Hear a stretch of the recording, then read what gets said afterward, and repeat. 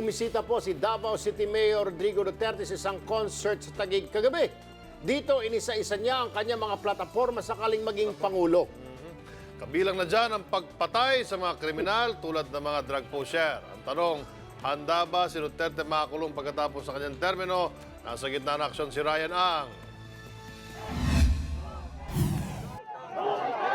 Parang artistang sinalubong ng kanyang mga supporters si Davao City Mayor Rodrigo Duterte nang dumating sa BGC Taguig para sa Mad for Change concert kagabi. Nasa 10,000 dumalo sa concert, nakarami ng mga estudyante. Inorganisa ng mga entertainer at atleta ang concert bilang pasasalamat sa pagtakong Pangulo ni Duterte.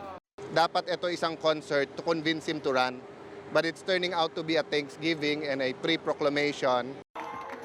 Malakas na sigaw. Nag-perform ang ilang singer, gaya ni Jimmy Bondok, Luke Mejares, Paulo Santos, Tor at Chris Angelica. Dumalo rin sa concert ang mga basketballista sina Mark Pingris, Willie Miller, Cyrus Baguio at Sonny Tos. Sa kanyang talumpati, inisa-isa ni Duterte ang mga nais niyang gawin sakali maging Pangulo. Pero ang prioridad daw niya ay sugpuin ang illegal na droga, kriminalidad at korupsyon. Tanggap din daw niya kumakulong siya pagkatapos sa kanyang termino.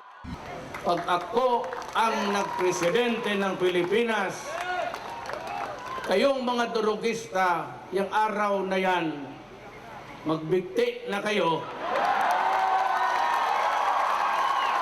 O talagang papatayin ko kayo. Dudukutin rin kita. Kung anong ginawa mo sa biktima mo, gagawin ko rin sa'yo. Nagbiro din siya sa pagkasabay nila ni Vice President Jeromar Binay sa eroplano. Nagdasal ako, Diyos, huwag mo lang ihulog ito. Kasi ang Vice Presidente nandito. Eh ako pa naman, kandidato pagka-presidente, baka sabihin ni Vice Mayor Binay, binutasan ko yung eroplano para bumagsak. Dumistansya naman ang alkalde sa umano'y paglipat ng ilang miyembro ng Liberal Party sa kampo niya. Ayoko naman. I said my friendship with Mar has turned sour. But ayaw kung nandiyan kayo sa LP, dyan na lang kayo. Papanaluhin na lang ninyo si Rojas. Never mind me. I can live a defeat and I can enjoy a victory. Aminado rin si Digong na babaero siya pero hindi raw siya korap. Mas gusto ko ang babae kaysa pera.